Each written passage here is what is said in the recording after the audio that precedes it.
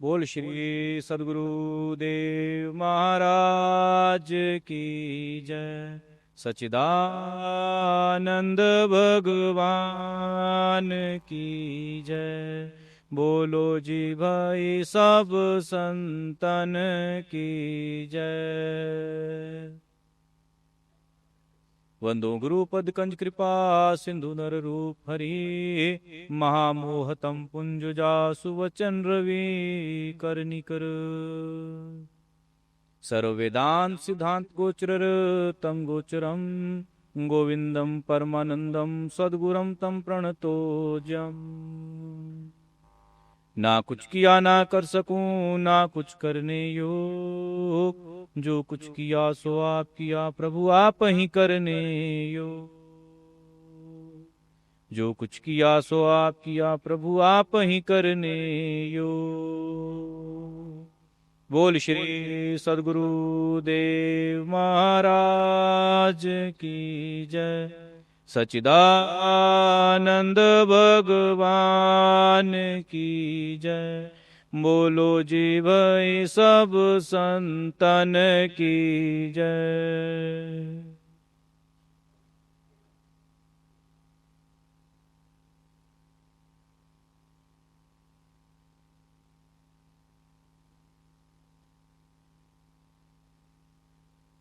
प्रभु प्रेमी सज्जनों, गुरु महाराज के चरणों में बारंबार कोटिन कोटि प्रणाम।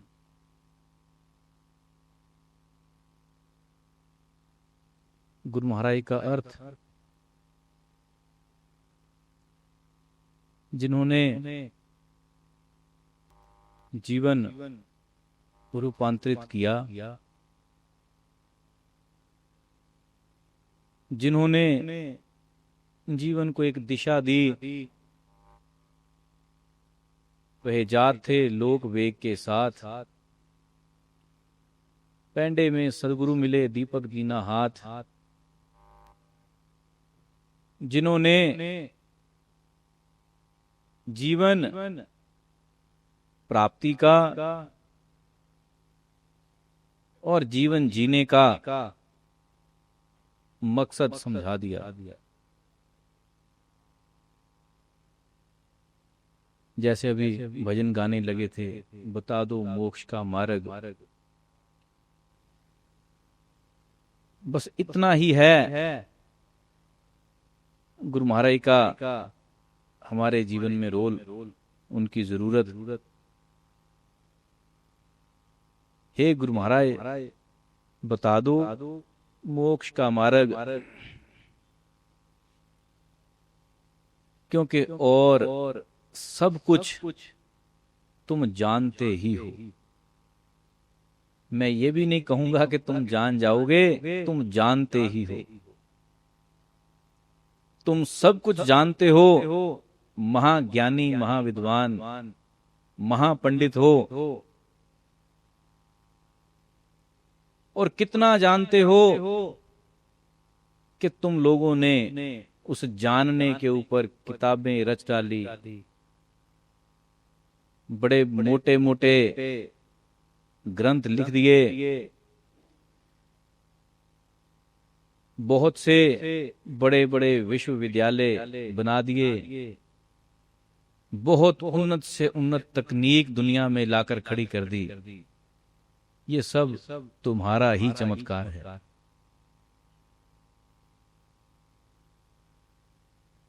पर इतना जानने के बाद भी कुछ ऐसा है जिसके ना जानने से तुम्हारा पहले का जाना हुआ सब बेकार है, सरासर बेकार। क्यों? क्योंकि जो कुछ जानते थे उससे तो या तो पेट भरण तक की विद्या सीखी, या पेट भरण से थोड़ा ऊपर गए तो कुछ ठग विद्याएं सीख ली।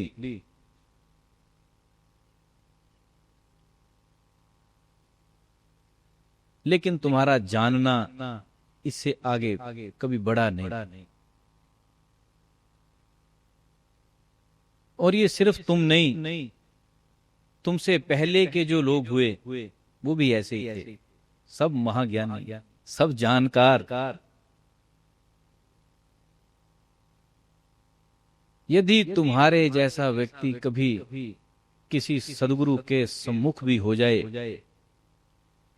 तो तुम वहां भी कुछ ऐसा ही मांगोगे, कुछ ऐसा ही चाहोगे जिससे तुम्हारा दुनिया का जाननापन बढ़ जाए।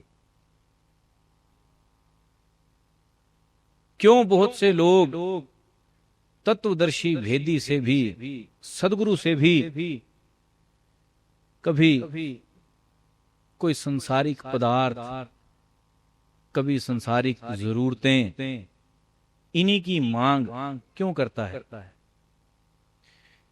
क्योंकि उसने गुरु महाराज को गुरु महाराज करके समझा ही नहीं, उसने सदगुरु के मोल को कभी जांचा ही नहीं। गुरु महाराज का मोल क्या है? जहां तुझे सिर्फ इतना समझ में आए, बता दो मोक्ष का मार्ग, बस, और कोई मार्ग नहीं।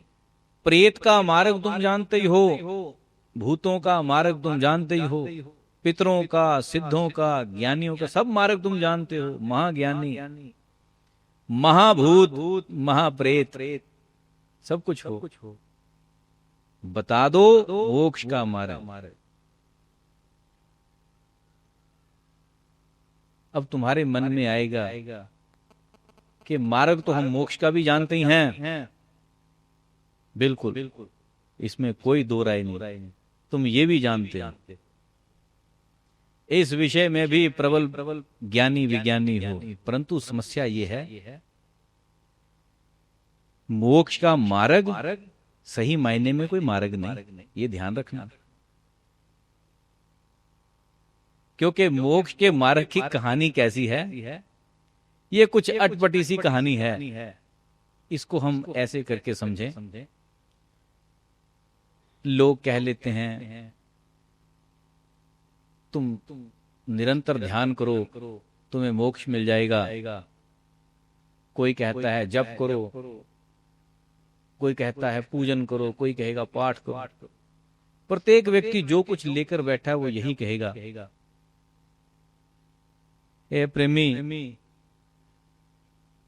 जिन्होंने बहुत कुछ कर लिया वो ये कहते हैं कि हमने तो बहुत वर्षों तक किया, कुछ बना तो है नहीं। क्योंकि मोक्ष का मार्ग सही मायने में कुछ करने का मार्ग नहीं है। मोक्ष का मार्ग मानसिक बाधाओं को समझकर एक तरफ रखने का मार्ग है। जहां तूने कुछ चाहा वहां नई मुसीबत खड़ी हुई। क्योंकि मोक्ष का अर्थ क्या है? मुक्त का अर्थ क्या है? जिसको कोई बंधन नहीं। बंधन क्या है? किसी भी प्रकार की चाहत, किसी भी प्रकार का कुछ चाहिए, ये बंधन। इसीलिए मोक्ष का कोई मार्ग नहीं। पर यदि कहो भेदी ने तो, संतों ने तो गाया है, बता दो मोक्ष का मार्ग। ये प्रेमी भक्त गुरु महाराज से यही पूछ रहा कि कुछ ऐसा समझाओ जिस पर चलकर, जिसे मानकर मैं मुक्त हो जाऊं। अब जब किसी एक ने ऐसी बात कही तो तुम्हें यह लगा कि शायद कोई निश्चित मार्ग है, निश्चित विधियां हैं, उन्हीं का पालन करके मुक्त हुआ जा सकता है। क्योंकि जिस तरीके से प्रश्न पूछा गया, तुम्हें जवाब के लिए भी तरीका वही समझ में आ रहा। पर महापुरुष, संतजन या जिज्ञासु जब भी कभी पूछता है तो ध्यान रखना बारीकी कुछ और है।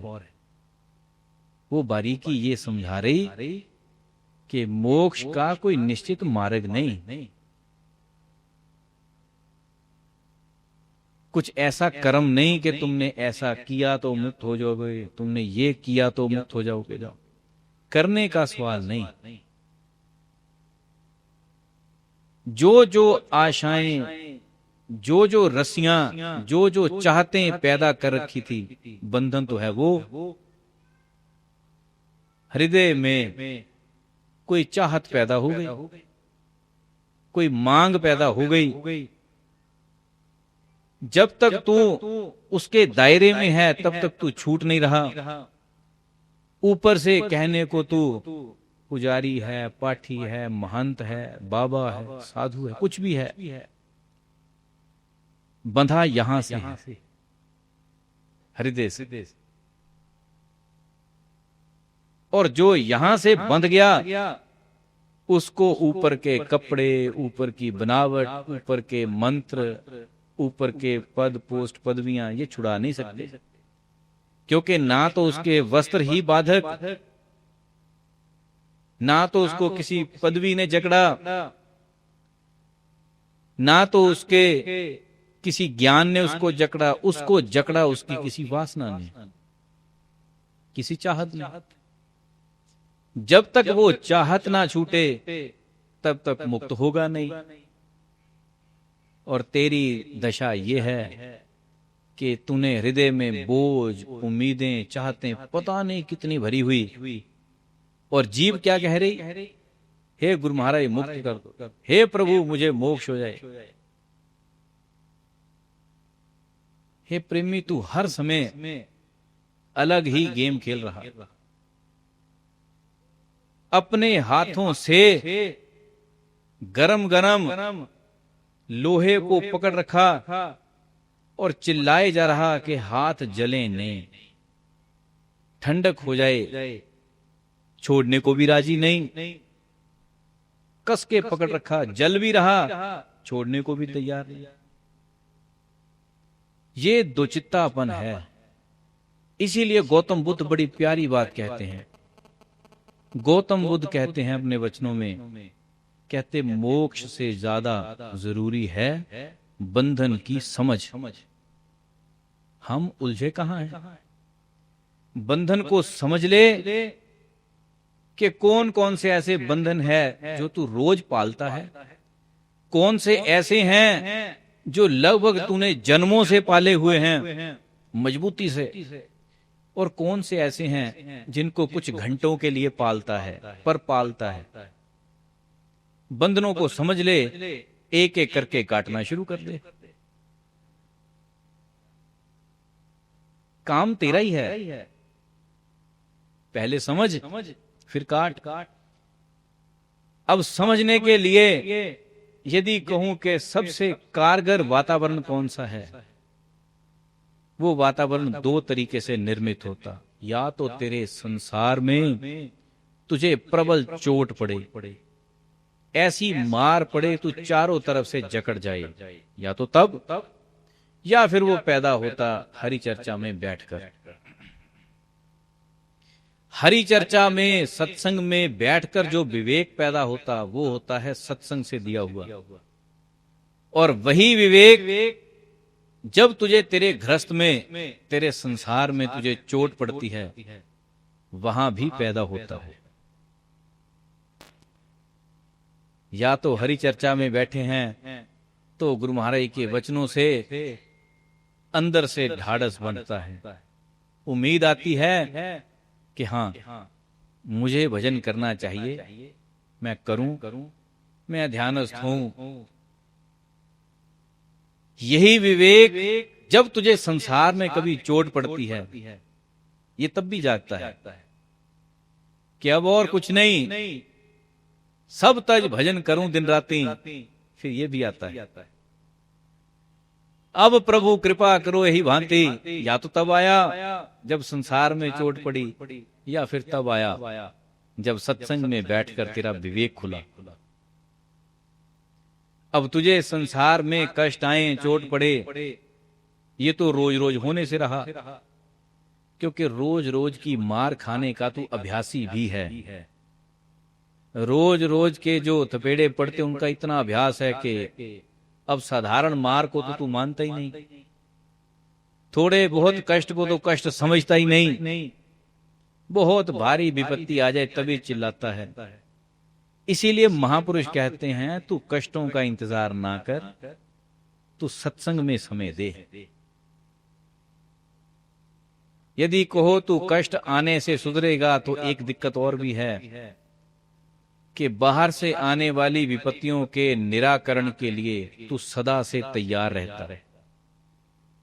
ये भी एक फर्क है कि बाहर से जो मुसीबतें, जो रुकावटें, जो समस्याएं आती हैं, उनको टालने के लिए तू तत्पर है।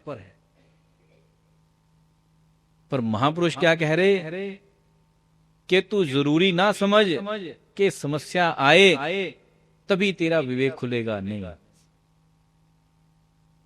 तू सत्संग का प्यासा। जब महापुरुष ये वचन कहते हैं कि सत्संग का प्यासा बन, ये तुझे बड़े ऊपरे ऊपरे से मालूम पड़ते हैं कि सत्संग में बैठना है, सुनना है, इससे होगा क्या। अब हे प्रेमी चलते हैं उस बात पर कि सत्संग सुनने से होता क्या है। जिस वासना की, जिस चाहत की मैं बात कर रहा था, जो तेरे बंधन की जड़ है, सत्संग सुनने से वो जड़ कच्ची पड़ जाती है। इसका पता कैसे लगेगा? यदि कोई व्यक्ति कुछ निश्चित नियम पूर्वक लगभग 90 दिन के लिए, 3 महीने के लिए एक अभ्यास कुछ भी ले ले। अब मैं यहां भजन भक्ति की बात नहीं कर रहा हूं, दुनियावी कोई आदत भी छोड़नी हो या कोई आदत नई ग्रहण करनी हो, उसके लिए भी आप 90 दिन का, 3 महीने का एक नियम लें, उसका अनुसरण करें, तो आप 90 दिन में, उन 3 महीनों में अपने अंदर वो बदलाहट पाओगे। लेकिन 3 महीने तक किसी चीज का अनुसरण करना ये आम इंसान के बस की बात नहीं। कौन कर पाएगा? जो मजबूत हृदय हो, बलिष्ठ हो, जिसकी बुद्धि बलशाली हो, सात्विक हो, जिसका हृदय बलशाली और सात्विक हो। साधारण मनुष्य नहीं कर पाता, सोचने में आसान लगता है। मैं तुम्हें कहूं तुम रोज 1 घंटा ध्यान के लिए निकालो तो 3 महीने तुम ये भी नहीं कर पाओगे। चाहे 1 दिन के लिए टूटेगा, ये देख लेना कर, ये निभेगा नहीं। चाहे 1 दिन बीच में ऐसा आए कि तुम सोचो आज 10 मिनट कम बैठ लेते हैं, पर ऐसा आएगा। उसका कारण क्या है? उसका कारण है चंचल मानसिकता, जो तुम्हें ये भरोसा दिलाती है कि स्थिर मत हो, तू अपना बंदरपना मत छोड़, तू अपना बंदरपना जारी रख, इधर उधर उधर उधर। तुम स्थिर रह ही नहीं पाओगे। तुम्हारा दिमाग तुम्हें किस तरीके से झुठला जाएगा, बिगाड़ देगा कि तुम कोई ना कोई नागा कर दोगे। किसी अभ्यास को 3 महीने तक खींच लेना बहुत बड़ी उपलब्धि है। छोड़ो परमात्म ध्यान की बात, तुम संसारिक कोई आदत पकड़ कर देख लो, व्यायाम करने की, योग प्राणायाम की, कुछ कर लो, नहीं निभेगी। फिर तुम कहोगे हमारे बच्चे ऐसे क्यों हैं, इनको हम कहते हैं पढ़ो, पढ़ते नहीं, कहना नहीं मानते, रोज उठते नहीं। क्योंकि तुम भी ऐसे ही हो, तुम भी नहीं मानते हो, करते तुम भी नहीं। करेगा कौन? जिसकी बुद्धि स्थिर है, जिसके भीतर चंचलपना नहीं, मन चित्त शांत, स्थिर और अपने लक्ष्य पर केंद्रित। और यदि किसी ने ये 3 महीने बिना किसी रोक रुकावट के निकाल दिए, वो आदत उसकी सिद्ध आदत हो जाएगी। सिद्ध आदत का अर्थ यह है कि वो चीज उस व्यक्ति के स्वभाव का हिस्सा हो जाएगी। यदि कोई भजन इस तरीके से कर जाए तो सुमिरन उसका सिद्ध हो जाएगा, सहज। जिसको भक्त कहते हैं सहजे ही ध्वनि होत है हरदम घटके माही। किन्होंने कहा सहजे? जिनके लगभग ये 3 महीने सही निकल गए थे।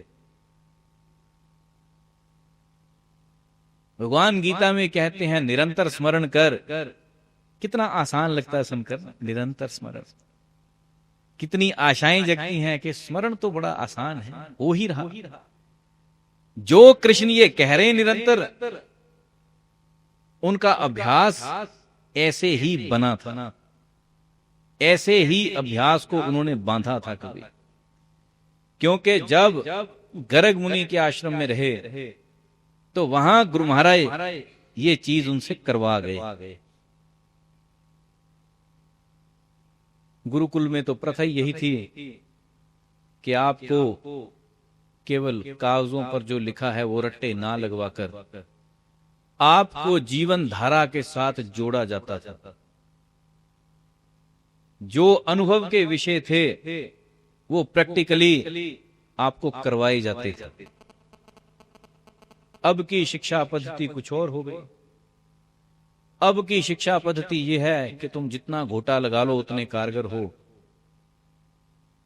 अत्यधिक घोटा लगाने वाला क्लास का मॉनिटर है, अब तो ये हालत। पर गुरुकुल की प्रणाली ये थी कि कोई भी बच्चा ऐसा ना रहे जिसने चीजों को स्वयं करके ना देखा हो। खुद करो और जानो। अभी कुछ दिन पहले एक चीज पढ़ने में आई, अच्छी भी लगी, कि एक देश, आप लोगों ने सुना होगा, छोटा सा देश है फिनलैंड। उन्होंने शिक्षा व्यवस्था पर इतने अच्छे सुधार किए। सबसे पहले उन्होंने इंटरनेट बंद करवा दिया कि स्कूली बच्चों के लिए कोई इंटरनेट नहीं, कोई मोबाइल नहीं, कोई लैपटॉप इत्यादि कुछ नहीं। उन्होंने इसके लिए क्या नीति बनाई कि किताबों से ही पढ़ा जाए, कॉपी पर ही लिखा जाए और पेन पेंसिल का उपयोग ही किया जाए। और ये कौन सा देश है जिसने बच्चों के लिए सबसे पहले टैबलेट को जरूरी करके लागू किया था कि हमारे बच्चे सिर्फ टैब से पढ़ेंगे। समय आया, जांचा गया कि कैसे बच्चों का मानसिक विकास धीमा पड़ गया। उनकी एक पीढ़ी ऐसी रही जिसकी पढ़ाई पर कोई पकड़ ना बनी, भूलने की आदत ज्यादा रही। कारण क्या था? आप लोगों में से बहुत से लोग जानते होंगे कि जो पुराने अध्यापक थे वो लिखावट पर बड़ा जोर देते थे। आप चीजों को टाइप करें और हाथ से लिखें, इन दोनों में से जो लिखा हुआ है वो याद ज्यादा रहता है। केवल उंगली मार लेने से चीजें आसान हो गई पर याद नहीं रहेगी। तो उस देश ने शिक्षा प्रणाली के लिए जो बहुत अच्छा कदम उठाया वो ये है कि कोई भी इलेक्ट्रॉनिक गैजेट पढ़ाई में प्रयोग नहीं होगा। पढ़ाई को पढ़ाई के तरीके से पढ़ो। किताब से ज्यादा अच्छा कोई माध्यम नहीं, लिखावट हाथों से हो। ये प्रणाली किसी समय गुरुकुल में, पूरे भारतवर्ष में हर गुरुकुल में यही प्रणाली थी। और तब तो कोई ऐसे साधन भी नहीं थे, कोई इलेक्ट्रॉनिक गैजेट नहीं, कुछ नहीं। पर तब भी ढील किसी को दी नहीं जाती थी। यही नहीं कि राजा का बेटा है इसको ढील दे दो, कल को राजा बनेगा तो 4 अशरफियां सोने की दे देगा, ऐसा नहीं। सबके लिए जो जरूरी है वो है। अर्थात हर चीज तुम्हारे अनुभव का हिस्सा हो। जब चीजें सिर्फ ग्रंथों में रह गई, तुम्हारे अनुभव का हिस्सा नहीं बनी, वो तुम्हारी नहीं। चीजें कब तुम्हारी हैं? जब उनके ऊपर पकड़ भी तुम्हारी अपनी है। सदग्रंथों में ईश्वर का वर्णन महापुरुषों ने जिस तरीके से किया, किसी ने किसी तरीके से, किसी दूसरे ने किसी और तरीके से, वो पढ़ने सुनने में बहुत कोमल मालूम पड़ता, बहुत प्यारा लगता है, पर वो तुम्हारे लिए बेकार है जब तक तुमने जाना नहीं। ध्यान रखना, बेकार है। कितना भी मजेदार हो पर बेकार है। बता दो मोक्ष का मार्ग, गुरुजी मैं शरण हूं तेरी। ब्रह्मानंद कहते मैं शरण हूं, किस लिए? मुझे मार्ग बताओ। क्योंकि मैं आपके पास ना तो व्यापार करने आया, ना कपड़ा बेचने खरीदने आया, ना सामान लेने देने आया। मुझे मोक्ष का मार्ग बताओ। यहां मार्ग का अर्थ रास्ता नहीं, यहां मार्ग का अर्थ है जीवन जीने का वो तरीका जिससे मुक्ति को उपलब्ध हो जाऊं।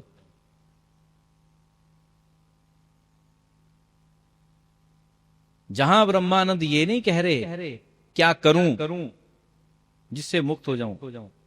ब्रह्मानंद ये कह रहे किस तरीके से जीऊं कि मुक्त हो जाऊं। क्योंकि जीवन जीना किसी के लिए बोझ है, किसी के लिए कला है। संत जन कला की बात करते हैं कि वो आर्ट क्या है, वो कला क्या है, जिसमें बिना कुछ किए मुक्त हो जाओ। और तुम सारा जीवन इस जीवन को बोझ करके ही देखोगे, क्योंकि तुम्हारे भीतर इसको कला करके देखने का गुण है नहीं। मान लीजिए एक बाजीगर का बच्चा हो और एक तुम्हारा बच्चा हो, दोनों को कहा जाए रस्सी के ऊपर चढ़ो, एक किनारे से चलकर दूसरे किनारे उतरो। बाजीगर के बच्चे के लिए ये मजेदार काम है, तुम्हारे बच्चे के लिए ये बोझ है। क्योंकि तुम्हारा बच्चा कहेगा कहां बांध दिया, क्या बेमतलब का काम। बाजीगर का बच्चा ये कह रहा है ये तो कला है, ये तो आराम से कर लेंगे, क्योंकि वो करता ही यही आया। उसने जब से जन्म लिया, जब से आंखें खुली, तब से रस्से पर चलने वाले देखे सारे। नानक भी यही कहते हैं, जीवन एक कला है। कबीर कहते हैं जिंदगी एक कला है, क्योंकि जिसने ईश्वर में अपना आपा उड़ेल दिया, उसने यही कहा जीवन एक कला है, आर्ट है। अब आर्ट का अर्थ, कला का अर्थ, कला कोई सीखने की चीज नहीं, कला स्वभाव है। प्रत्येक व्यक्ति के भीतर कोई ना कोई कला होती है। किसी को ठगने की कला बहुत है। जैसे लोग कह लेते हैं कि गांव का ये जो फलां बच्चा है, ये जब छोटा था तब से ही ठगने में बड़ा माहिर, क्योंकि उसको भाई ठगने की कला है। उसको परमात्मा ने ये गुण देकर भेजा। किसी के भीतर किसी खेल की कोई कला होती है, किसी के भीतर बहुत ऊंची छलांगे लगाने की कला है। प्रत्येक व्यक्ति कलाकार है। कभी कभी कोई ऐसा भी पैदा होता है जिसको जीवन जीने की कला है, उसको हम सदगुरु कह लेते हैं। क्योंकि बाकी सारी कलाएं ज्यादा से ज्यादा या तो पेट भरण तक हैं या नाम शोहरत कमाने के साधन हैं। लेकिन जीवन जीने की कला ये इसका ना तो पेट भरण से संबंध, ना नाम कमाने से संबंध, इसका संबंध मोक्ष से है। और क्या है वो कला? वो कला है जिसे नानक अपने शब्दों में कहते हैं, नानक संत विहंगमी जन सदगुरु दिता पे। कहते कला क्या है? जैसे संत जन विहंगम स्थिति में रहते हैं, विहंगम अर्थात उड़ती हुई स्थिति। उड़ने का अर्थ होता है कि पक्षी सब उड़ते हैं, पर एक ऊंचाई ऐसी है जहां चलकर आप देखोगे कि पक्षी पंख मारने बंद कर दिए, पंख खुले हैं, वो तैर रहा हवा में, उसे कहा जाता विहंगम स्थिति। नानक संत विहंगमी। तो जीवन कैसे जी रहा? विहंगमी होकर, कोई हिलजुल नहीं, विचर रहा बस। परिस्थितियां कैसी आ गई? कुछ दुख आ गया, कष्ट आ गया, कभी सुख आ गया, कभी कुछ बोझ आ गए, कभी बहुत हल्के हो गए, कभी कोई कष्ट आ गए, कभी ईश्वर की इतनी कृपा है कि बैठे बैठे चित्त आनंदित है। पर तू दोनों में मगन ना होकर तो एक सम, एक ध्यान, एक टक स्थिति में है। ना तो तू खुश के साथ खुश है, ना दुखी के साथ दुखी है। कैसा है?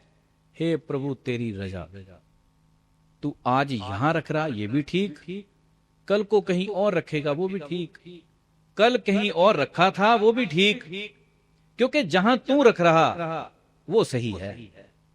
मैं जो चुन लूं वो कम पड़ जाता, मैं जो चुन लूं वो छोटा रह जाता, वो घाटे का है। तूने जो चुना वो सही है। ये विहंगम स्थिति है। जो तिस पावे साई पलिका, जो तू चुनता है उसमें कुछ बढ़ोतरी है। जैसे किसी फकीर ने किसी भक्त को पूछा, सिद्ध आदमी थे, कहते कुछ चाहिए? कहता जी भरोसा। कहते सिद्ध पूछते कैसा भरोसा? कहता गुरु महाराज के वचन पर भरोसा बना रहे बस। तो सिद्ध पूछते हैं, कहते इतनी छोटी सी बात?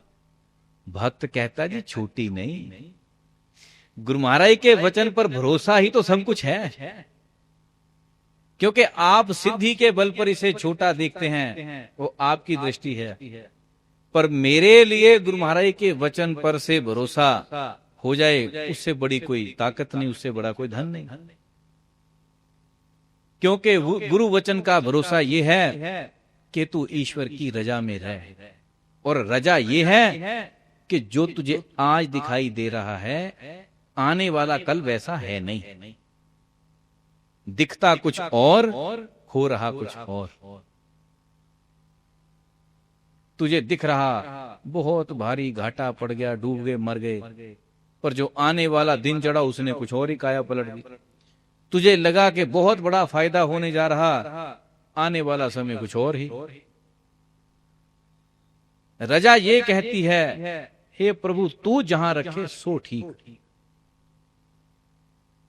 मेरी बुद्धि मेरे से ज्यादा क्या करवा ले, सिर्फ इतना चुनाव, जिस चुनाव में मैं तुझे भूल ना जाऊं बस। मैं जो चुनूं मैं तुझे भूल ना जाऊं। तेरे पर भरोसा बना रहे, हे प्रभु तेरे पर हर क्षण भरोसा बना रहे, बस ये दे दे। मम भरोस ये हर्ष न दूंगा। ये नौवीं भक्ति सर्वोपरि क्या है? हे प्रेमी, जीवन में प्रत्येक व्यक्ति एक स्थिति में जीता है। जब श्री राम जी भिलनी को मिले तो क्या कहते हैं? कहते भिलनी नवधा भक्ति 9 प्रकार की भक्तियां हैं। कोई प्रथम भक्ति संतन कर संगा, कोई इसी में मस्त है, क्योंकि उसको लगता है कि मैं कभी किसी एक संत सुजान को मिलूं, कभी दूसरे को, कभी तीसरे को, वो इसमें मगन है। ज्यादा उसका कोई काम ना हो, उसने घूमते रहना, कईयों से मेल जोल। दूसर रति मम कथा प्रसंगा, कोई कथा प्रसंग में मगन है। गुरुपद पंकज सेवा तीसरी भक्ति अमान, गुरु महाराज के चरण कमलों की सेवा तीसरी भक्ति है, यदि किसी को ये समझ में आ गया। चौथी भक्ति मम गुणगान करें कपट तजगान, चौथी भक्ति कपट छोड़कर गुणगान कर ले, क्योंकि साधारण गुणगान किया जा सकता, दुनिया भर के लोग कथा कीर्तन करते हैं, करही कपट तजगान, ये हालात थोड़े मुश्किल हैं, क्योंकि मुंह से गुणगान कर लेना और कपट छोड़कर गुणगान कर लेना, दोनों में फर्क है। मंत्र जाप मम दृढ़ विश्वासा, पंचम भजन सो वेद प्रकाशा। पांचवी भक्ति कहते वो भजन जिस पर वेदों ने प्रकाश डाला। छठदम शील विरति बहुकर्मा, निरत निरंतर सज्जन धर्मा। ये छठवीं चीज सज्जनों का धर्म है जे, या कहूं सज्जन है कौन? जिसने इस चीज को धर्म करके पहचान लिया। छठदम शील वृत्ति बहुकर्मा, बहुत से कर्मों से वृत्ति खींची, चारों तरफ से चित्त को लौटाया, भीतर दे दिया। निरत निरंतर सज्जन धर्म, निरंतर लगा रहे। सातवां समोय में जग देखा, मोते संत अधिक कर लेखा। सातवें में क्या देखा? जिसने अंदर छेवीं भक्ति पकड़ी, निरंतरता पकड़ी, उसकी सातवीं जागृत हो गई। क्या दिखाई दिया? कि सृष्टि के कण कण में वही है जिसकी रजा में मुझे रहना है। जिसको फकीर कहते हैं, अंदर तू है, बाहर तू है, रोम रोम विच तू है ताना, तू है बण। हे प्रभु, क्या भीतर, क्या बाहर, क्या रोम रोम में, सब तरफ तेरा ही पसारा है। वो दिखा जब सातवीं स्थिति आई। सातवां समोय में जग देखा, मोते संत अधिक कर लेखा। स्वयं राम कहते हैं, कहते मेरे से ज्यादा महत्व है संतों का, पर वो कब समझ में आएगा? जब तेरी स्थिति सातवीं तक आ जाएगी। आठवां यथा लाभ संतोषा, स्वप्ने हो नहीं देखें परदोषा। आठवां संतोष हो गया। यथा लाभ, यथा लाभ संतोषा का अर्थ जैसा भी बन पाए, जो आए ना आए, लाभ है हानि है, कम है ज्यादा है, जो भी स्थिति बन गई उसमें संतुष्ट है, क्योंकि संतुष्टि नहीं जल्दी खड़ी होती। ये प्रेमी कभी संतुष्टि के चरित्र के लिए 1-2-4 दिन जीकर देखना। वैसे तो बहुत लंबा समय है 2-4 दिन। किसी एक घटना में संतुष्टि के लिए जीकर देखना और सोचना कि कहीं तेरे साथ किसी ने कुछ गड़बड़ कर दी, तेरा कुछ छीन लिया, तेरा छुपा लिया, या तेरा गुम हो गया। उस स्थिति में तू कहे, हे प्रभु तेरी रजा। एक तो ये शब्द जीभ से कहने के हैं, एक यहां से कहने के हैं, क्योंकि थोड़ा मुश्किल काम है यहां से कहना। आठवां यथा लाभ संतोषा, पर आठवीं भक्ति है ये। और कोई सोचे कि मैं सीधे सीधे आठवीं कर लूं, होगी नहीं। तू एक घटना में कहेगा, जब दूसरी आएगी तब तू परमात्मा को पिछली भी याद करवाएगा। हे प्रभु तेरे चक्कर में मैंने पिछला छोड़ा, तूने मेरा ये भी ले लिया। तू तो घाटे का ही सौदा है। क्योंकि ईश्वर से व्यापार करेगा, वो कैसा व्यापार है। तेरी उम्मीद पर मैं इस बार का छोड़ देता हूं, अगला थोड़ा बढ़िया कर दे। ईश्वर ने तुझे अगले पर भी अंगूठा दिखा दिया। तूने बहुत हिम्मत करी, इस बार भी झेल गया, तो तीसरे के लिए सौदा और मजबूत किया। लेकिन परमात्मा तीसरे पर भी तेरे साथ खेल गया, तो तेरा सब्र टूट जाता है कि हे परमात्मा मैं ही बचा। जैसे एक सज्जन थे, कहते जी बड़ी मार पड़ी, बड़ी मार पड़ी, लेन देन और गरीबी, झगड़े, कई कुछ। तो मैंने कहा अंत में सोचा क्या? कहते मैंने यही सोचा, हे प्रभु सारी दुनिया की विपत्ति के लिए तुझे मैं ही मिला। यहां आकर टूटता आठवां यथा लाभ संतोषा। व्यक्ति के हे परमात्मा मैं ही बचा।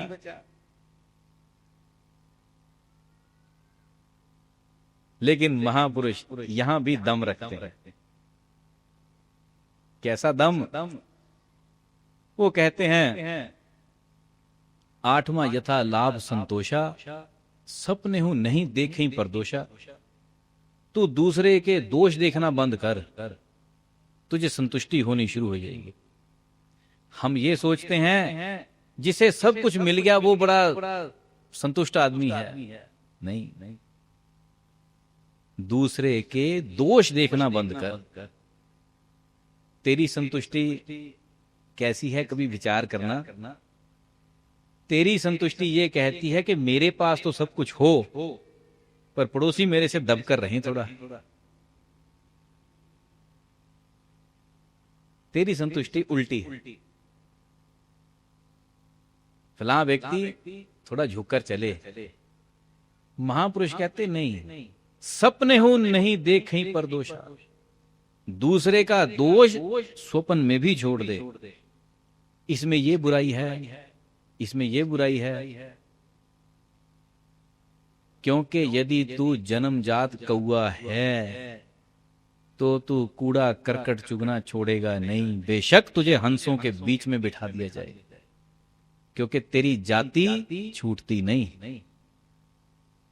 तेरी कौआपन की जाति तुझे फिर वहीं लपेटेगी। तो फिर वही कूड़ा करकट, वही गंदगी, वही अवगुण चुने, ना चाहते हुए भी चुन लेगा, क्योंकि तेरा स्वभाव है। इसीलिए महापुरुष कहते हैं हंस गति धारण कर, सपने हो नहीं देखें परदोषा। तो दूसरे के दोष देखना बंद कर, बचेगा तब। तू ये चाहता है कि परमात्मा की तरफ से मुझे सब कुछ मिले और मैं एक एक के दोष निकाले जाऊं। और भगवान गीता में क्या कहते हैं? हे अर्जुन, मैं तुझ दोष दृष्टि रहित भक्त के लिए इस परम गोपनीय विज्ञान सहित ज्ञान को कहूंगा। किसे कहूंगा? दोष दृष्टि रहित भक्त के लिए। क्योंकि अर्जुन की खूबी यह है वो दोष निकालने कभी जाता ही नहीं। क्योंकि दोष ना निकालना ये उसका सहज गुण है। ऐसा नहीं कि अर्जुन अंधा है, उसको दिखता नहीं, दिखाई सब कुछ देता है, पर नहीं, स्वभाव नहीं। दोष देखना, अवगुण गा लेना। द्रोणाचार्य जब पूछते हैं कि अर्जुन मैं देखता हूं तुम रात को भी अभ्यास करते हो, लेकिन तुम्हारे बाकी भाई या तुम्हारे जो सगे ना होकर अन्य भाई हैं जैसे दुर्योधन या कोई और लोग, वो तो कोई अभ्यास करते ही नहीं। अर्जुन कहते जी मैं उनके बारे में कुछ नहीं जानता, मुझे इतना पता कि मैंने अपना पूरा समय दिया है। क्योंकि जब ऐसे मौके आते हैं कि आचार्य कुछ पूछे, गुरु कुछ पूछे, तो शिष्य क्या करता है? नंबर बनाता है। हाँ जी आपने बिल्कुल ठीक कहा। दुर्योधन तो जागता ही नहीं। बाकी तो जागता ही कोई नहीं, मैं ही हूं। जब ऐसी चापलूसी के समय पर किसी को सिर्फ अपना आपा दिखे तो समझ ले सहज संतोष पैदा होना शुरू हो जाए। पर बहुत मुश्किल गति है ये, क्योंकि चापलूसी, कौआपन जब तक तेरे स्वभाव में है तब तक हंस गति आती नहीं। क्योंकि 8वीं भक्ति है, बहुत ऊंची चीज है। नवम सरल सब संचल हीना, मम भरोस ही हर्ष न दीना। जिसको गुरवाणीकार कहते हैं जो तिस पावे साई पलीकार, ये 9वीं भक्ति की बात है। नवम सबसे ऊपर, मम भरोस, श्री राम कहते हैं मेरे भरोसे हो जा। ये हर्ष ना दीना, ना तो हृदय से दीनता को प्राप्त हो, ना हृदय से खुशी को प्राप्त हो, तू सम हो जा। सम का मतलब तू मेरे भरोसे पर आ जा। तो सिद्ध जब पूछते हैं भक्त को क्या चाहिए, कहते जी भरोसा दे दो, गुरु महाराज के वचन पर भरोसा आ जाए। कहते बस। भक्त कहता जी बस, यही सब कुछ है। क्योंकि बाकी सब कुछ आ जाता, भरोसा नहीं आ पाता। संसार में जब तक जीते हैं भरोसा बार बार टूटता है, फिर टूटता, फिर बनता, फिर टूटता, फिर बनता। भरोसा आ जाए, टिका रहे, शांत रहे, कुछ नहीं होने लगा। जो वचन पर भरोसा करके खड़ा हो गया बिगड़ेगा कुछ नहीं। क्योंकि शोर है, ये 2-4 दिन की बात है, ज्यादा कुछ नहीं। 2-4 दिन भी ज्यादा कह रहा हूं, कुछ फर्क नहीं पड़ता। जिसे तुम कहते हो लोग क्या कहेंगे, लोगों का तो नाम ही होता है बेसुरासुर। जैसे राक्षसों के नाम पढ़ते हैं, अंधकासुर, बंधकासुर। ऐसे लोग कौन से असुर हैं? बेसुरासुर, जिनका कोई सुर नहीं, ये वो असुर हैं। वो कोई भी हो सकते हैं। जिसने बेतुकी बात करनी वो बेसुरासुर है, उनकी परवाह क्यों करे। तो अपने ढर्रे में पक्का हो, ईश्वर के भजन में, गुरु महाराज के वचन में डटा रहे, अपना काज किए जा। और थोड़ा थोड़ा एक चिंतन और भी पकड़। वो चिंतन ये है कि तू अपने आप को देख कि तूने अपने चित्त में कितनों को पकड़ रखा। पति, पत्नी, माता, पिता, बच्चे, इनको थोड़ा थोड़ा थोड़ा थोड़ा थोड़ा छोड़ना भी शुरू कर। ये छोड़ना वो नहीं कि कमरे में बंद हो जा या कहीं घर से भाग जा। छोड़ने का अर्थ इनके प्रति जिम्मेवारी पूरी कर, लेकिन इनमें लिप्त होना कम कर। वो होता सुमिरन। सुमिरन से ये गति आती है, सुमिरन से ये सहज स्वभाव हो जाता। क्या स्वभाव? कि मैं सबके प्रति अपने कर्तव्य पूरे करूं, और इनको करते करते, सुमिरन करते करते बीच में से निकल जाऊं। फिर वो स्थिति पैदा होती कि ना तो किसी के जीवन की खुशी है, ना मरण का गम है। फिर वो 9वीं स्थिति आती, नवम सरल सब संचल हीना। छलहीन हो गया, सरलता आ गई, और मम भरोस ये हर्ष ना दीना। ना दीनता रही, ना बहुत कोई इतनी बड़ी कोई खुशी, समता सी आ गई, चित्त शांत। और स्थिति यह है हर समय भीतर परमात्मा के गुण बजने लगते।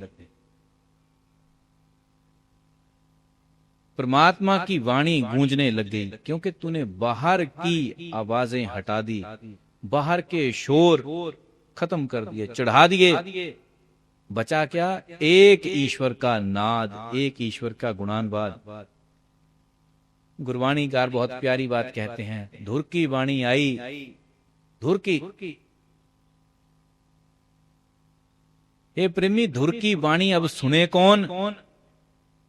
जिसे यहां की वाणी सुनने की आदत कम पड़ जाए, जिसको यहां की वाणी के बहुत चस्के हैं। किसी ने क्या कहा, लोगों ने क्या कहा, प्रधानमंत्री ने क्या कहा, जिसको यहां के चस्के हैं उसको वहां की नहीं सुनती। यदि वहां की सुननी है तो यहां की घटा दे। अब घटाने का एक फिजिकल तरीका यह है कि तो अपने कान किसी चीज से फाड़ डाले, जो कि कोई उचित तरीका नहीं।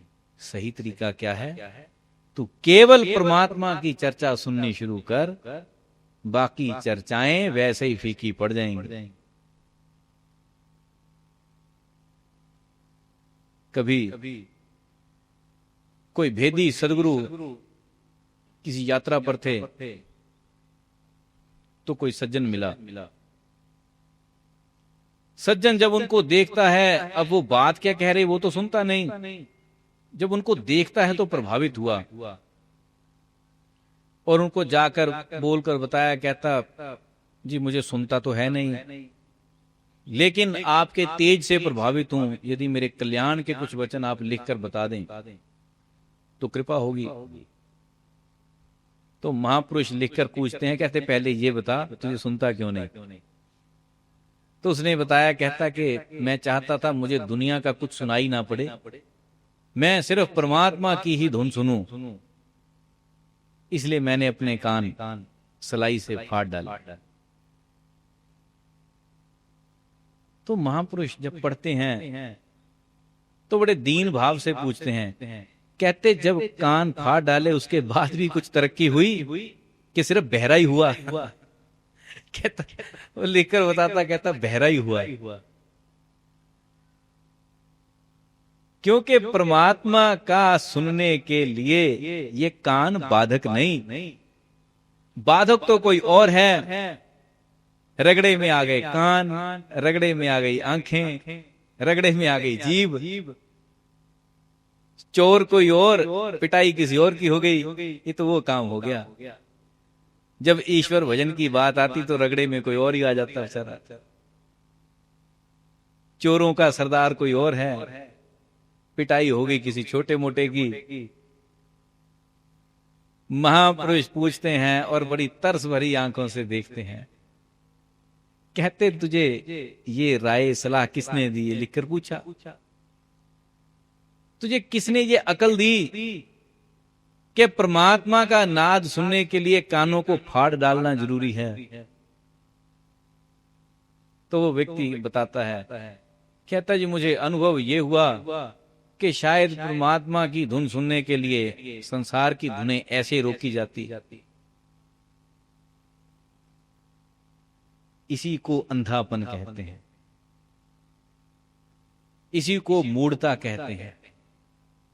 ना बाधक आंखें हैं, ना बाधक कान है, ना बाधक हाथ है, ना पैर हैं। बाधक तेरा नजरिया है, बाधक तेरे स्वाद हैं।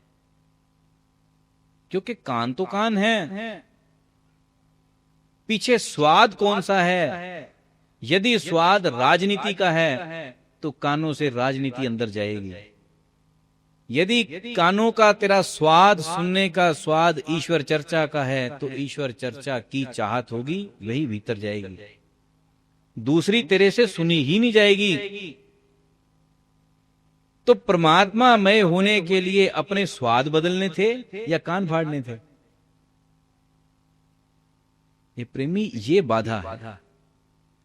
तुम्हें लगता है कि ईश्वरमय होने के लिए ये अंग बाधक हैं, क्या क्या अंग काट कर चढ़ाए, क्या क्या छोड़े?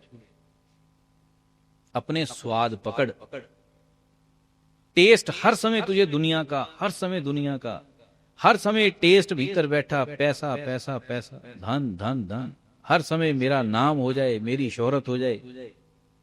स्वाद तेरे कुछ और हैं, करतूतें कुछ और हैं, बात कैसे बने?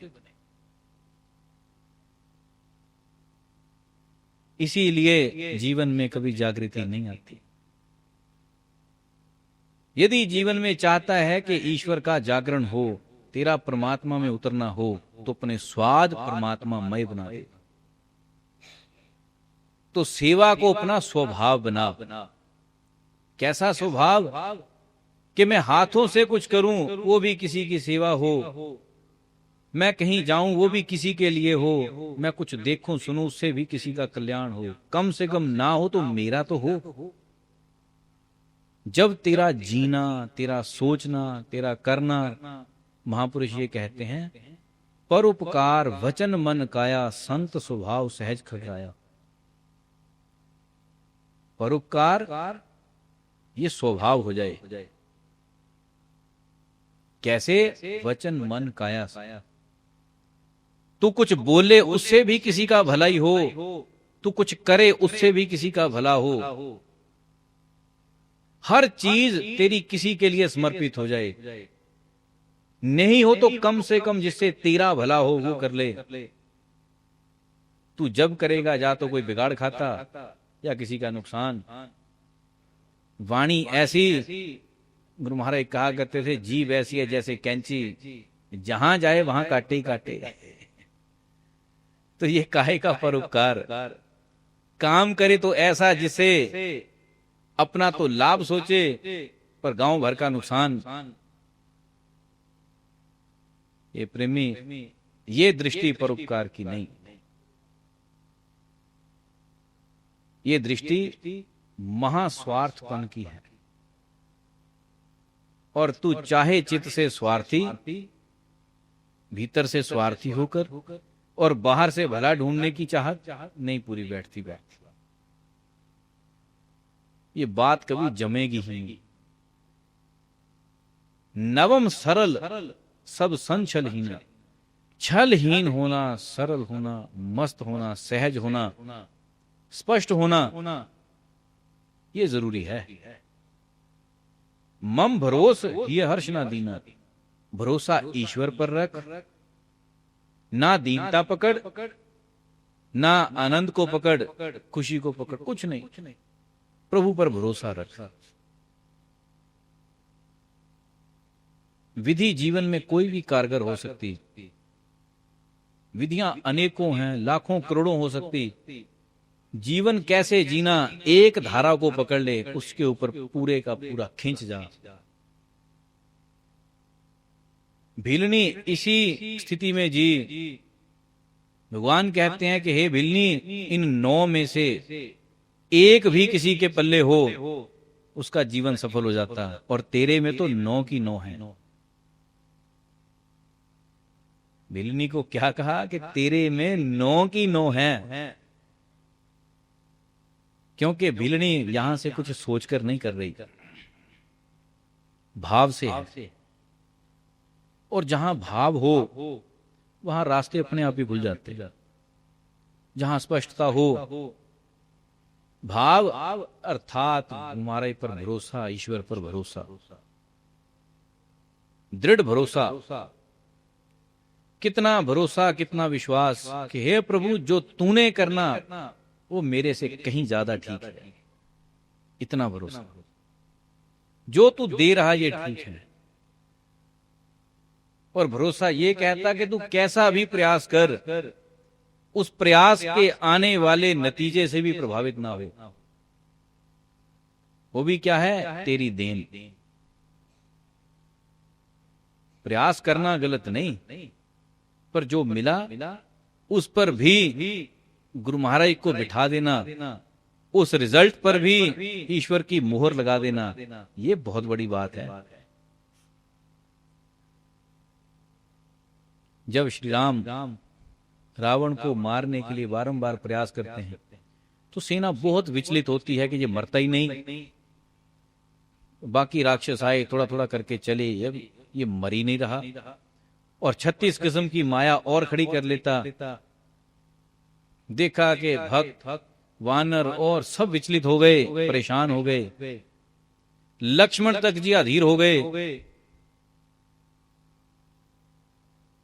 जब सबकी व्याकुलता देखी तो श्री राम उस समय समझाते हैं, कहते ध्यान रखो, तुम अपना कर्म बड़े प्रेम से किए जाओ और रावण को देखकर व्याकुल मत हो। क्योंकि रावण जिस समय इसने मरना है, इसने मर ही जाना, और इसको जरूरी नहीं कि हमें अपने तीर से ही मारना पड़े। कुछ भी हो सकता है। रावण स्वयं को मार ले, ये भी ठीक, या महाबली रावण एक छोटे से तीर से मर जाए, वो भी ठीक, पर मरेगा, क्योंकि इसके कुकर्म ऐसे हो रखे हैं, ये उनके बोझ तले इतना दब गया है, ये मरेगा। इसलिए कहते निश्चिंत होकर, बिना किसी व्याकुलता के, बड़े प्रसन्न होकर अपना कर्म किए जाओ। अब हे प्रेमी, ऐसे मानकर चलें कि युद्ध लगा हो और जो करने आए हैं वो काम ना हो रहा हो, तो तुम्हारी अधीरता कैसी होती है? या अपने घर में किसी काम को देख ले जो ना हो रहा हो, कोई चीज अटक गई हो, कितने परेशान, व्याकुल, दुखी, हे परमात्मा क्या हो गया, क्यों फंस गए, कहां लटक गए। उस समय पर यह स्थिति काम देती है कि तू अपना कर्म किए जा। उस समय पर ये वचन काम आते हैं, जो तेरा कर्तव्य है तो उसको किए जा, अपना निर्वाह कर, अपने कर्म को पूरा कर, इस व्याकुलता को छोड़ के क्या होगा, ये क्यों नहीं हो रहा। अरे इसी को तो कहते हैं भरोसा रखना। भरोसा ये नहीं कि तेरे सब काम तेरे चाहत के मुताबिक हो जाएं और फिर तू ऐसे गाए जाए ईश्वर पर भरोसा रख। भरोसा यही है कि जब तेरी भीतर से भी स्थिति ना बने, बाहर से भी ना बने, तब भी भरोसा क्या है, ये प्रभु तेरी रजा। जैसे किसी सज्जन ने गुरु महाराज को पूछा, कहता गुरु महाराज बहुत प्रयास किया, सुमिरन नहीं बन रहा। गुरु महाराज कहते भरोसा रख। अब एक दो बार जब भी समझाया होगा एक ही बात की, कहते भरोसा रख। अब व्यक्ति के लिए किस समझ की बात या किस तरीके का समझाना महत्वपूर्ण है, जिसमें उसे लंबा लेक्चर दिया जाए। गुरु महाराज बात निपटा दें एक या दो बार में। तो जब ऐसे कुछ सप्ताह निकले, कभी गुरु महाराज ने उसको बुलावा भेजा, बुलाया, पूछा, कहते हाँ भाई कैसे चल रहा। कहता है सब ठीक है। कहते और भजन भक्ति, कहते सब ठीक ही है। गुरु महाराज कहते ठीक का अर्थ है या नहीं है। कहता जी बस ऐसा ही है, ना है ही है ना नहीं है। और आंखें सी भर ली। कहता जी कुछ बात नहीं बनती। गुरु महाराज कहते इतने दिनों में तुझे भरोसा नहीं आया? नहीं। कहता वो तो बहुत है। कहता यदि बहुत होता तो आज आंखों में पानी नहीं होता। आंखों का पानी ये बताता है कि भीतर कोई व्याकुलता है, अभी हो जाए, बस अभी जम जाए। नहीं। कहता जी ऐसी बात नहीं। तो कहते भरोसा रख। फिर वही बात कहते भरोसा रख। कहता गुरु महाराज कोई युक्ति बता दो, भरोसा कैसे रखूं? सुमिरन तो ना बने, अब ये बता दो भरोसा कैसे रखूं? तो गुरु महाराज कहते भरोसा रखने के लिए इस बात पर दृढ़ होकर टिक जाना बहुत है कि गुरु महाराज ने कहा तो होगा ही होगा। अब नहीं होगा, अगले जन्म में होगा, पर होगा। इतना विश्वास होना जरूरी है। जैसे ऋषि उतंक की कहानी गुरु महाराज सुनाया करते थे कि उतंक जब गुरु सेवा से छूटे, जब घर जाने की बात आई तो पूछते हैं, कहते जी मेरे लिए गुरु दक्षिणा क्या भेंट करूं, क्योंकि मेरा तो बहुत लंबा समय सेवा में चला गया। गुरु महाराज कहते तेरी सेवा से प्रसन्न है, तू जा। नहीं। कहता जी फिर भी कुछ। तो गुरु महाराज ने एक दो बार कहा, जब उतंक नहीं माने तो कहते जा गुरु माता से पूछ। जब उन्हें पूछा कि क्या दूं, क्या भेंट करूं, तो उन्होंने कहा, कहते राजा सुदान की मणियों के कुंडल लाकर दे, उनमें मणियां जड़ित हैं। तो जैसे ही उन्होंने सुना कि पाताल का राजा सुदान, उसकी पत्नी के वो कुंडल, और उन कुंडलों की खासियत क्या है कि जैसे ही वो भूमि पर लगते हैं उनको नाग ले जाते, क्योंकि नाग उनके लिए ललायत रहते। पर उस व्यक्ति का चरित्र ये लिखा गया कि इस पूरे वार्तालाप में एक बार भी उसके माथे पर कोई ऐसा शिकन नहीं, कोई ऐसी लकीर नहीं कि अब क्या होगा, कैसे लाएंगे, कहां से लाएंगे। जो ही बात सुनी, कहता जी जो आ गया, निकल गए। जाकर कहीं लकड़ी से लगे भूमि खोदने। 1 2 दिन 3 दिन निकले तो गड्ढा कोई निकला होगा 2-3 हाथ भर। लेकिन इस व्यवस्था में शास्त्र सदग्रंथ ये लिखते हैं कि सबसे पहले ब्रह्मा जी ने देवराज इंद्र को भेजा। कहते कि एक सेवक अपनी सेवा में है, या तो ये तेरा राज छीनेगा या इसको व्यवस्थित कर। और इंद्र ब्राह्मण का रूपक लेकर आते हैं, पूछते हैं, कहते क्या कर रहा। तो उतंक कहते हैं तू कौन। अरे कहते मैं ब्राह्मण हूं, तेरी सहायता कर सकता हूं। कहता कुछ नहीं चाहिए कुछ नहीं। तो कहते भाई बता तू कर क्या रहा। तो उतंक ने बताया कि इस तरह मेरे गुरु महाराज की आज्ञा है, सुदान की पत्नी के मणियों वाले कुंडल लेने हैं। तो इंद्र समझाते हैं, कहते कि वो तो पाताल का राजा, तो कब पाताल तक जाएगा, कब लाएगा, ये तो बात बनेगी नहीं। तो उतंक ने हाथ जोड़ दिए, कहते ब्राह्मण देवता अब जाओ, क्योंकि जो आदमी यहां खड़ा होकर ये कह रहा कि ऐसा होगा ही नहीं, वो आदमी भी मुझे नहीं चाहिए। तूने मेरी क्या सहायता करनी, क्योंकि गुरु का वचन है होगा ही होगा। अब ना होगा अगले जन्म में हो जाएगा, पर होगा।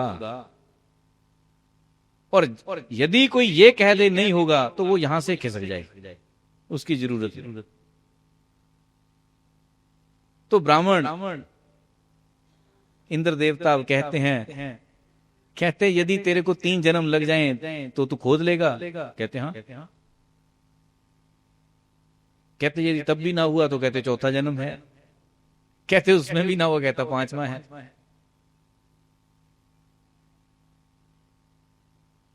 तो कहते क्या तेरे घर वालों को तेरी जरूरत नहीं। कहते है, पर वो इस कार्य के बाद है।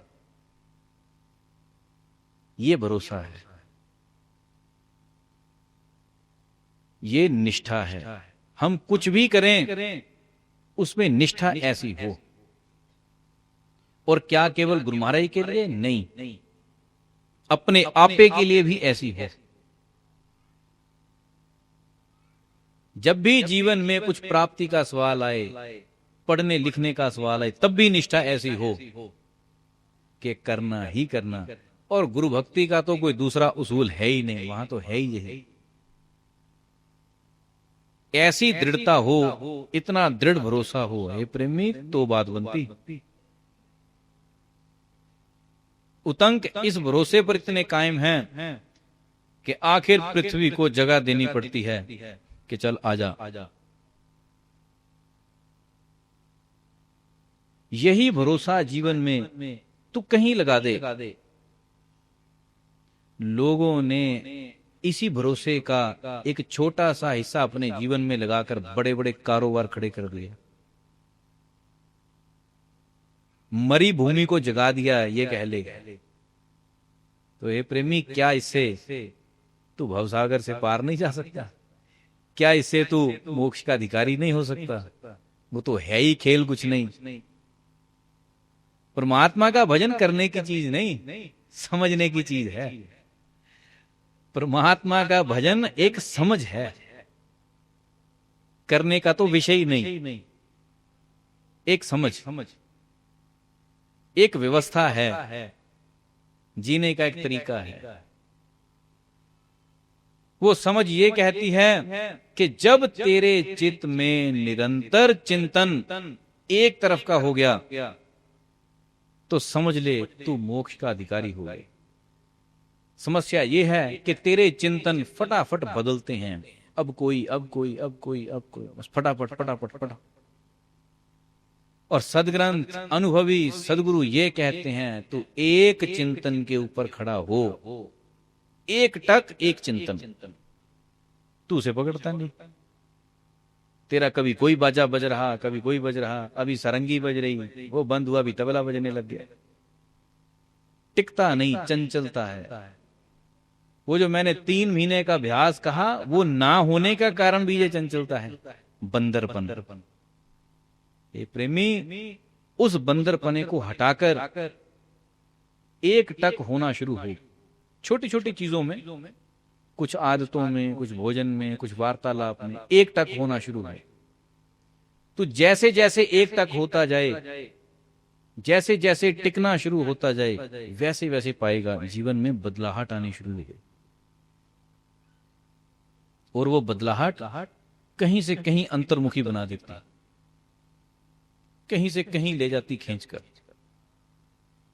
वो भी करे और शारीरिक स्थिति ये रखे, परोपकार वचन मन काया। स्वभाव क्या रखे? परोपकार। जितना हो सके वचन से, मन से, काया से, जितना हो सके किसी का भला, जितना हो सके सेवा भाव, अत्यधिक सेवा भाव। कुछ भी जीवन में धारण कर, सेवा भाव को निभा। क्योंकि जिस समय तेरे विवेक में कभी बाधा पड़े, ये कभी करके देखना, विवेक में जिस समय बाधा पड़ती है तो सेवा सहायक होती है। और सेवा प्रबल सहायक होती, क्योंकि सेवा देती है दीनता। और दीनता वो घड़ा है जो समय के साथ साथ जितना विवेक आता जाए उतना बढ़ता चला जाता है। इसलिए सेवा भाव बहुत बड़ी जरूरत है, बहुत बड़ी। गुरु नानक साहिब से लेकर गुरु गोविंद सिंह तक का जीवन, 10 गुरुओं का देख, उन्होंने जीवन में सेवा भाव को बहुत महत्व दिया। कारण क्या था? कि दीनता का भाव बना रहे। दीनता होगी तो विवेक टिकेगा। दीनता होगी तो बर्तन इतना बड़ा हो जाएगा जिसमें सत्संग कितना भी समा जाए वो कम है। इसीलिए महापुरुषों ने कहा था, सेवा, सत्संग, हरि भजन, ये 3 ऐसी चीजें हैं जिन्होंने तुझे मोक्ष का अधिकारी बना देना। सेवा अर्थात हाथों से परोपकार, सत्संग अर्थात कानों से तेरा अपने ऊपर उपकार, हरि भजन अर्थात तेरा इस जीवन से उड़ना। इसलिए हे प्रेमी, इन तीनों तत्वों को बराबर धारण कर, सहज सरल होकर ईश्वर पर भरोसा रखकर चल। पूरा भरोसा, पूरी दृढ़ता कि हे प्रभु सिर्फ तू चाहिए, सिर्फ तेरे भरोसे। क्योंकि जो तू करता है वो मेरे सोचने, मेरे देखने से कुछ ज्यादा ठीक है। तू जहां रखता है वो कुछ ज्यादा ठीक है। मैं जो करता हूं वो फिर भी कम पड़ जाता है। तेरा किया हुआ अब नहीं तो कब, तब नहीं तो तब कुछ देता ही है। उस पर भरोसा रख, क्योंकि जिस मार्ग पर चलाने के लिए कोई सहायक नहीं, वहां ईश्वर सहायक है। जो कुछ हो सकने में कोई और सहायक नहीं, वहां ईश्वर सहायक है। जिसको करने में कोई समर्थ नहीं, उसको करने में ईश्वर समर्थ है। इसलिए परमात्मा पर भरोसा रख, गुरु महाराज पर दृढ़ता रख, और निरंतर सुमिरन का अभ्यासी हो। निरंतर सुमिरन, कोई इधर उधर की वार्तालाप, कोई चिंतन, कोई बातें नहीं ना। निरंतर स्मरण, सेवा भाव और हरि चर्चा की प्यास। और ये नहीं कि कभी तू छोटे छोटे काम के लिए, या कभी जैसे अभी दीपावली दशहरे के दिन आते हैं, इन दिनों में कोई कहता है धन की सिद्धि हो जाएगी, तेरा फलां हो जाएगा, तेरी ये सिद्धि, ऐसी ऊल जलूल बातों में मत उलझना, किसी बात में मत जाना, परमात्मा का सुमिरन कर। ये सिद्धियां वो सिद्धियां, ये प्रेमी जितने भूत तत्व को खींचता है, प्रेत तत्व को खींचता है, उतना ये चीजें फिर गले भी पड़ती हैं, ध्यान रखना। क्योंकि है क्या है, ऊर्जा। किस तरीके की ऊर्जा? नेगेटिव ऊर्जा, जिसको कह लो उल्टा। तो जब वो ऊर्जा जो विपरीत दिशा में बहती है, जब तू उसके लपेटे में आ जाए तो भाई ध्यान रखना, गले भी पड़ती है। तो फिर कभी दिमाग खराब, कभी शरीर खराब, कभी पेट खराब, कभी टांगे खराब, कभी किस्मत खराब।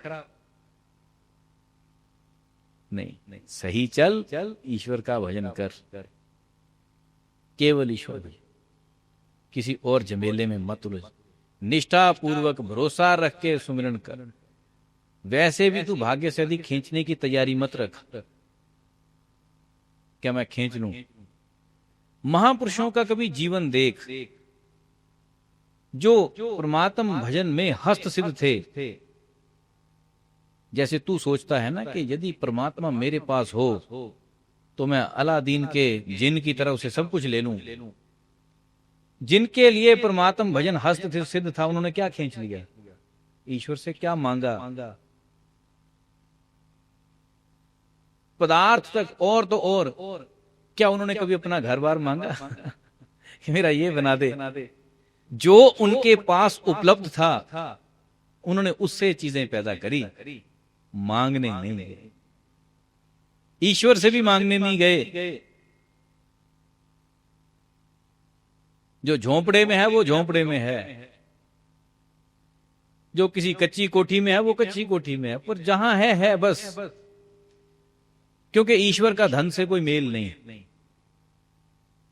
ईश्वर विषय अलग है, ये धन पदार्थ, ये संसार में जीने के तरीके हैं। और तुमने परमात्मा को अपनी सब चीजों से बांध रखा। हे प्रभु मेरा ये काम नहीं हो रहा, हे प्रभु वो नहीं हो रहा। ये प्रेमी परमात्मा इवेंट मैनेजर तो है नहीं कि तेरी सारी चीजें सेटल करे, और तुझे समझ में आता ही नहीं कि ईश्वर का मोल क्या है। अरे ईश्वर का मोल तेरी शांति के लिए है, काम करने के लिए नहीं। क्योंकि यदि काम बनाने का होता तो पूरे उस समय के समाज के भले के लिए गुरु तेग बहादुर जाकर गर्दन ना कटवाते, वो तो लोक कल्याण के लिए था। वो कह देते हे प्रभु तू ही कर, मैं गर्दन क्यों दूं। नहीं, जहां तक सवाल संसार के लिए है वो संसारिक तरीके से है। वहां ईश्वर से कहा नहीं गया कि अब गर्दन देने की बारी है, तुम आ जा। क्योंकि महापुरुष इस तत्व को जानते हैं कि ईश्वर का मोल शांति के लिए है, ईश्वर का मोल अपने आप को स्थिर करने के लिए है। जिस दिन तू स्थिर हो गया, उस दिन तेरे किए हुए काज तेरे समाज के लिए, तेरे विश्व के लिए कल्याण का ही काम करेंगे। पर तू स्थिर तो हो, स्थिर होता नहीं, भली भांति अस्थिर, जो करता उसमें विनाश, जो करता उल्टा काम, और ड्यूटी लगा देता परमात्मा की कि मेरे लिए सारे प्रबंध तू नहीं करने। ये प्रेमी परमात्मा ठेकेदार नहीं। समझ इस बात। महापुरुषों का ही चरित्र देख ले। लेकिन ये तेरा सबसे बड़ा जो कुभाव है, ये गलत आदत है। क्यों है? क्योंकि तू परमात्म स्मरण में समय देता नहीं, इसीलिए तुझे सुमिरन की सोझी नहीं। महापुरुष इसीलिए कहते हैं तू सुमिरन कर, सुमिरन कर, सुमिरन कर, ताकि तुझे सोझी आए। जो ही सोझी आएगी हृदय शांत हो जाएगा। और शांत हृदय कभी नहीं कहता कि हे प्रभु कुछ चाहिए, वो एक ही बात कहता है तू चाहिए। हे प्रभु सिर्फ तू चाहिए बस। ध्यान तेरे में रहे, इससे ज्यादा कुछ नहीं चाहिए। टिका हुआ चित्त ये कहता है। इसलिए टिकना शुरू हो, टिकने का प्रयास कर, ज्यादा से ज्यादा भरोसा रख और सुमिरन कर। बोल श्री सद्गुरु देव महाराज की जय।